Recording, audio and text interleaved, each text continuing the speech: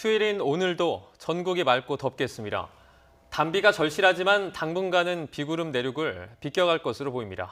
휴일과 앞으로의 날씨 전망은 과학재난팀 이혜민 캐스터와 함께 알아보겠습니다. 안녕하세요. 안녕하세요. 최근에 꽤 더웠습니다. 그런데 오늘도 덥다고요? 네, 휴일은 오늘은 어제보다도 기온이 더 오르면서 덥겠습니다. 아침 공기는 꽤 선선했는데요. 앞으로 기온이 10도 안팎 껑충 오르면서 30도 안팎의 더위를 보이겠습니다. 지역별 낮 기온 살펴보면 서울 29도, 대전 29도, 광주 30도, 대구 28도로 예상됩니다. 햇볕도 무척 강합니다. 외출하실 때 자외선 차단제 꼼꼼히 발라주시고요.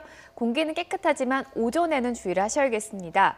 기온이 많이 오르는 오후 남부를 중심으로 오존 농도가 크게 치솟겠는데요. 호흡기 질환자는 외출을 자제하고 승용차 대신에 대중교통을 이용하는 것이 좋겠습니다. 네, 또 요즘 가뭄이 계속되다 보니까 좀 비를 기다리시는 분들 많을 텐데요. 이번 주에는 좀 비가 올까요? 네, 당분간은 대지를 촉촉하게 적셔줄 비 예보는 없습니다. 기상청이 발표한 중기예보를 살펴보면 일단 내일은 영동에 낮 동안 비가 조금 오겠고요. 화요일인 모레는 일부 내륙에 소나기가 지나겠습니다. 하지만 이후 19일까지 비 예보 없이 대체로 맑은 날씨가 이어지는데요. 보통 장마가 시작되는 시기는 19일경 제주도, 남부는 23일, 중부지방은 24일에서 25일입니다. 하지만 최근 우리나라 북쪽에 고기압이 자리 잡고 있어서 비구름이 내륙을 매번 비껴가고 있습니다. 당분간 내륙에 비다운 비를 기대하기는 어려울 것으로 보입니다. 네, 그 내륙에는 물이 상당히 좀 부족한 상황인데요. 그래서 저희 캐스터께서 물을 아끼는 방법을 좀 가르쳐 주신다고요? 네, 비다운 비는 당분간 내리지 않을 것으로 전망이 되고 있는데요. 그러면서 가뭄이 심해지고 있습니다. 비옥했던 땅은 점점 갈라지고 저수지와 하천은 바짝 말라붙고 있는데요. 물을 아낄 수 있는 생활 속 작은 습관 몇 가지를 알려드리겠습니다. 먼저 식기류를 세척하거나 샤워를 할 때는 물을 받아서 하고요. 또 세탁기를 돌릴 때도 물은 꼭 필요하죠.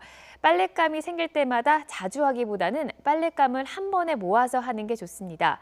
또 변기의 물탱크 수량 조절도 물을 절약하는 방법인데요. 벽돌을 변기의 물탱크에 집어넣거나 빈 플라스틱 통에 물을 채워서 물탱크 안에 두면 소모되는 물의 양을 줄일 수 있습니다. 이 외에도 주방이나 욕실 수도꼭지에 물 조리개 사용을 하거나 또 절수기구들을 설치해도 물을 효과적으로 절약할 수 있다고 합니다.